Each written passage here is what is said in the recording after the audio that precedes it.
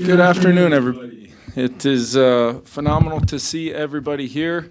Always, as you guys know, one of my favorite times of the whole season is the start of training camp. We've had a really productive and solid off season as an organization, but really when we truly enter this phase of the calendar where we are now building up day in and day out to opening the 2025 season.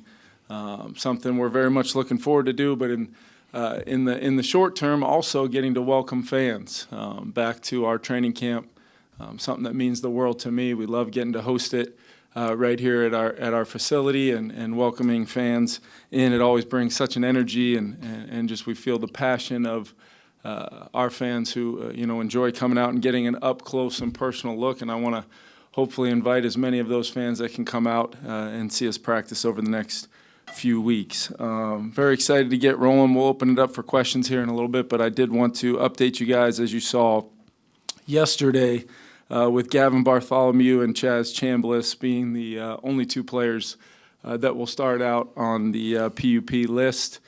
Gavin, he's been dealing with a low back injury and is working through that with our medical staff, and Chaz is dealing with a right foot injury and probably more in line with a return sooner rather than later, but we want to be smart with both those guys coming out of the summer break there. And then obviously with Christian Darrisaw and Rondell Moore, Will Fries, all not going on PUP to start. Those guys have all, I want to highlight the work they put in this summer to put themselves in a position to be out on the grass practicing, all in different capacities, but we are very pleased with where those guys are at and their timelines to fully returning to daily participation. We have great plans and kind of on the calendar for those guys and cannot wait to see that kind of come to fruition. But really just want to highlight once again the work those guys put in throughout the offseason to put themselves in this position. Well, just to echo Kevin's comments, great to see everybody. Hope you guys had a little time away, so got to your favorite Minnesota body of water of choice. Really good to see you guys, though, but excited to be back, excited for training camp. It's always great to be around, professionals, chasing the best version of themselves, the environment, the building.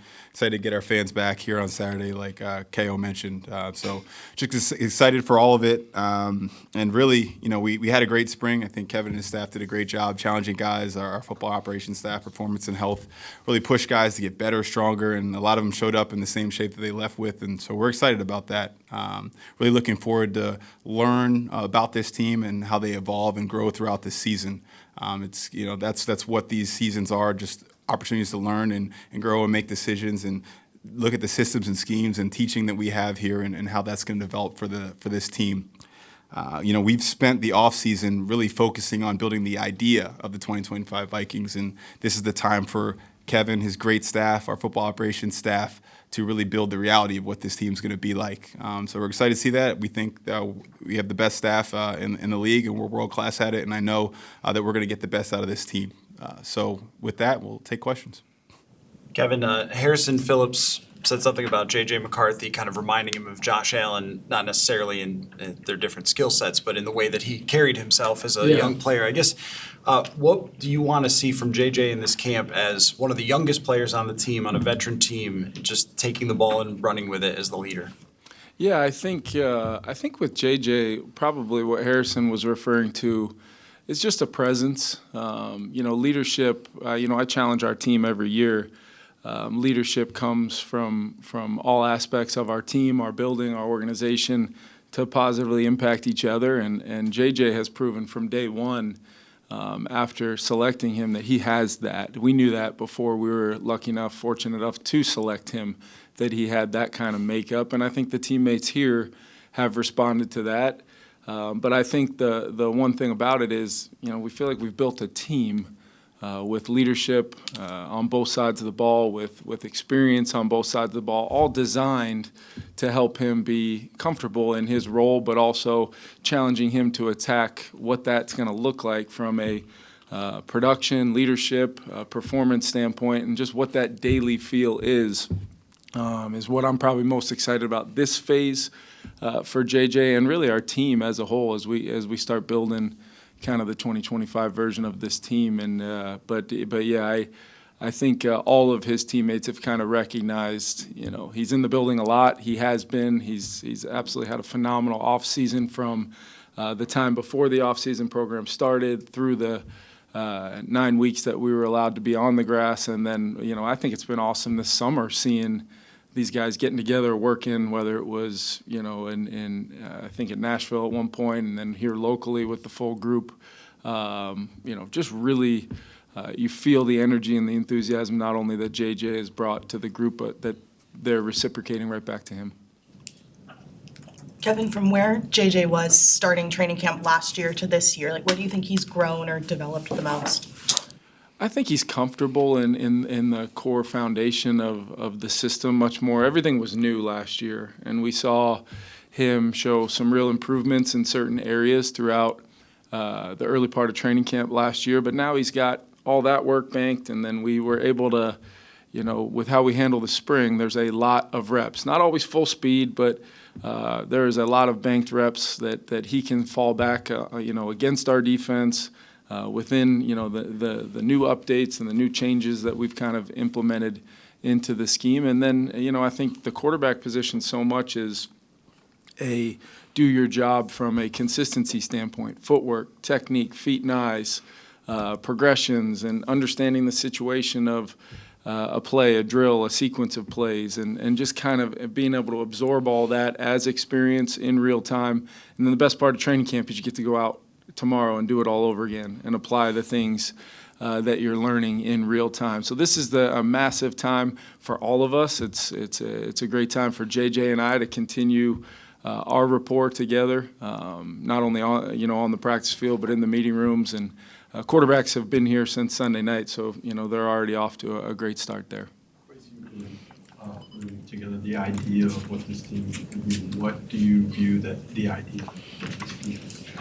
I think I talked about it a little bit in the spring. It's just the type of team that can show up to a fight not knowing what the fight's going to be and be the last one standing. Different types of game you can play, obviously, in an NFL season, but when a single elimination playoff situation, you might have to play, a certain type of game. And so we just want to build a type of team that was versatile, could win different ways. And we think we've done that. Obviously, that comes with great schemes and different things like that. But that's the type of team we're trying to field, and we hope we're accomplishing that. Kwesi, do you anticipate Josh Metellus participating in everything for camp? Maybe for Kevin, I don't know. Yeah, I think I know Josh is. We had all players are here and accounted for, and I know Josh has been very much looking forward to training camp getting going, and I think he's one of our captains, one of our leaders, and even throughout the spring was integral in kind of how Flo and the defensive group are looking at 2025. He didn't do everything during the spring, just to be clear. You expect him to do everything. You understand he's doing everything. Well, we understand. We have great dialogue with his agent. We'll continue to have that, and we'll navigate from there. Yeah. Kevin, how do you grade yourself, and how is it different in terms of what you want, getting what you want out of training camp? Is it based on how many reps you give people? Is it based on being able to stop a practice in the middle and say, we just got to shut it down? How do you learn the art and the science of maximizing the training camp, and how do you grade yourself for that? Yeah, I think it's a really great question that I've been thinking about a lot all summer, because we have inventory of information with a lot of our players, with how we've kind of started seasons, with how we've prepared our team, over the last 3 seasons, to where I'm really looking at it from a standpoint of what is when I look back on things, what's prepared certain aspects of our team better than others? How do we, round out that preparation in a way where we're constantly pushing the envelope from a physicality standpoint, from a building the identity of all 3 phases of our team standpoint, but at the same time, we want to make sure our guys, are on a great trajectory to be prepared for that opener. So we will have different phases of training camp. The acclimation period starts tomorrow with the ramp up of different. The rules kind of take care of itself, but then from that point forward, it's really a matter of, we do have joint practices this year. We do have the ability to handle different preseason games different ways, and then I think the time between the acclimation period and those games starting off, that's really nowadays training camp. How many days of those that were in pads, in some cases back-to-back days, stacking, really putting some armor on the bodies of these guys to be able to play physical. And I thought we had our probably most physical camp last year, and between the way our defense played and the way we saw some improvement in the running game and the line of scrimmage aspect of our team, I think it was a positive. Between the personnel that we've added, some new players, across really both line of scrimmages, we're going to need to do that and then some this year. I'm looking for a same type of feel to camp that we had last year. I think we've got a really veteran defense that between the coaching staff continuity, the players that we've been able to bring in and kind of see grow in our defense. Like, I'm looking forward to see that group. They're going to be really tough to play against every day. We know that. But at the same time, the type of offense that we're trying to build here and kind of the 2025 version of that, I think sets up to have a really competitive camp back and forth, but at the same time make sure both sides are prepared when we're going to play some of the teams early on in the season that we're going to play, because we got to come out with some real momentum right out of the gate. And how do you do that? You have a good training camp, and I'm always constantly trying to figure out exactly how we're going to do that.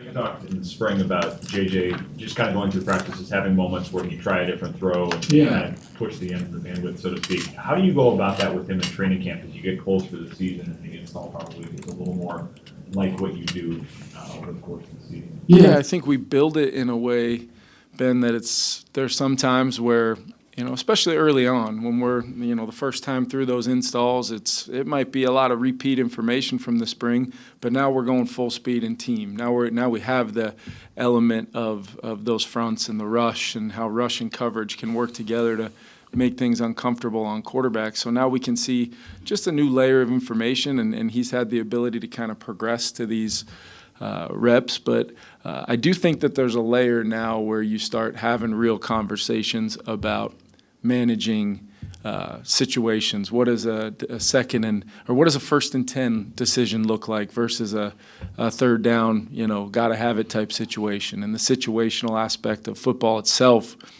people want to talk about the game manager position of the quarterback. Hey, all 32 guys better manage the game or your team's going to lose. The best quarterbacks that have ever played this game and the best guys in the league right now do a great job managing their decision-making throughout games, and it can change from the ebbs and flows of a game, and I'd like to think during practices we can simulate that, and then the most important part of it is coming in, evaluating the tape, talking about the mindset of each throw, good or bad, and they're all learning moments. All experience matters when it comes to the quarterback development plan that we have here, and it's one of my favorite things about coaching.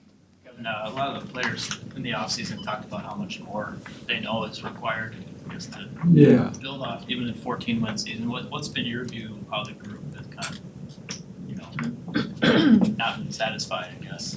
Yeah, we've really talked. I mean, it goes back to the day after. We're definitely not looking backwards, but at the same time, it's important that we, especially those that we're here and the new players that come in, they've got to know where we're at right now in our journey as an organization.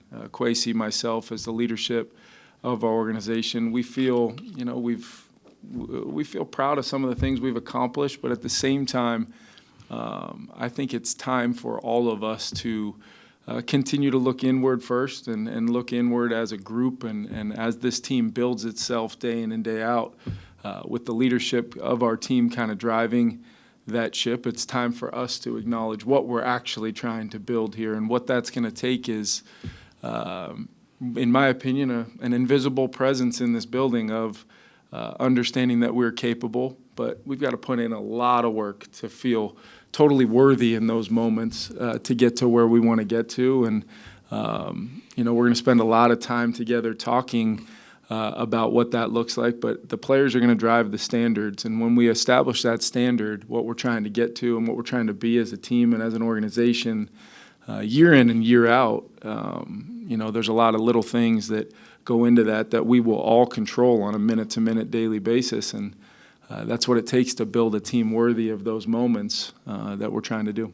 Kwesi talks about being able to win multiple different fights. Like, how does that kind of play off of the play style kind of mantra that you kind of installed last year, and kind of where does that take the identity of this team this year?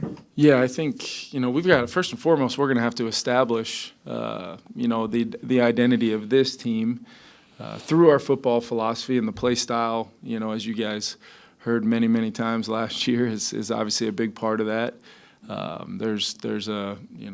We must make sure that we continue to be an improved team and an ever-improving team when it comes to being all about the ball. And I think our defense was a great example of, from the moment we started the off-season program last year all the way through the season, there's a reason why they ended up where they did, forcing turnovers all season long that were huge for us to win 14 games. And then offensively, coming off of, basically the midway point of the 2023 season, there was an urgency and an emphasis, that still must maintain to make sure we're where we need to be in that part of our football philosophy. And it goes on and on and on, and that's what we design practices the way we do. Once we get the pads on, how we're going to practice, how we're going to sequence situational football into that, how we're going to handle practices. Spent a lot of time talking to Coach Vrabel about what those joint practices are going to look like to make sure that it's in alignment with what we're trying to build. And then you have to leave enough air and enough space for this team and the personality and the makeup of this team to be solidified by them as we go here, knowing that it's a long season. We're not going to be a finished product coming out of training camp. How about we really focus on getting better throughout the season and see where that takes us. Kevin, you mentioned CD, Will Fry's coming back. Yep. We know it's significant, obviously, to have you guys up front when you have a new quarterback. But can you give us maybe a glimpse into the mind of a quarterback to kind of have that stability from the beginning of camp, knowing that those guys are able to perform, basically? Yeah, I think, JJ's been in the building watching those guys, specifically Christian and Will, throughout the offseason. But going back to, having a guy like Ryan Kelly at the center position for a young quarterback is between the whistles, between the snaps, you can't have a more valuable piece for JJ in that huddle than a guy like Ryan Kelly, who really has been in all kinds of different offensive variations where he's had anywhere from, total control at the line of scrimmage to Phillip Rivers, behind him as a quarterback. So it's really one of those things where I think first and foremost getting that continuity, continuing. They left off in a great place in the spring, but now we get the real reps against maybe the most difficult defense to practice against on a daily basis in the NFL, and then having a guy like Brian O'Neill, out there, one of our true beacons of leadership, pillars of leadership every single day, setting the standard.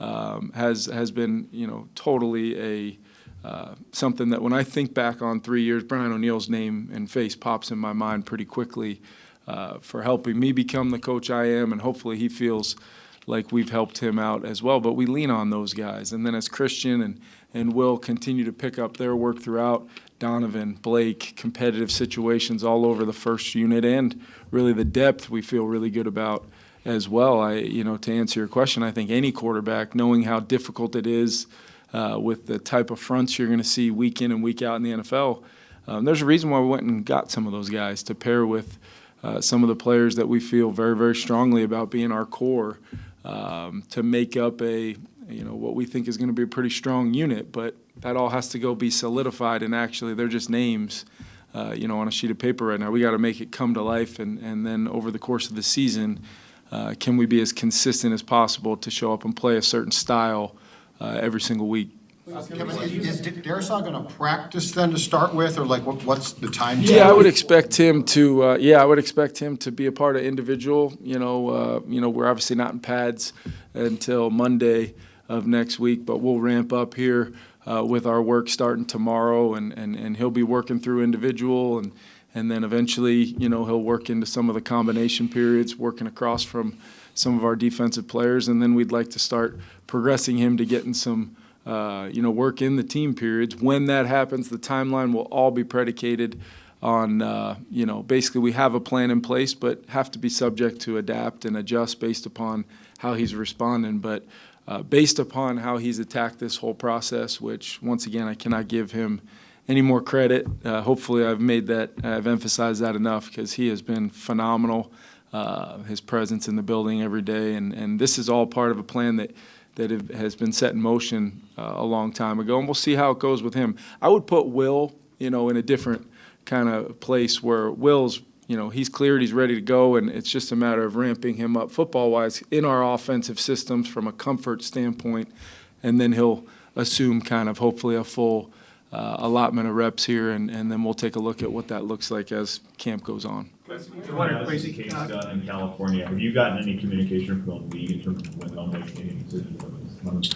We've been in communication with them. They're obviously going through their process, and we'll know as soon as they know. But obviously the matter's been adjudicated, and we're just waiting to go from there. Have they given you any kind of timetable when they would make that decision? They have not.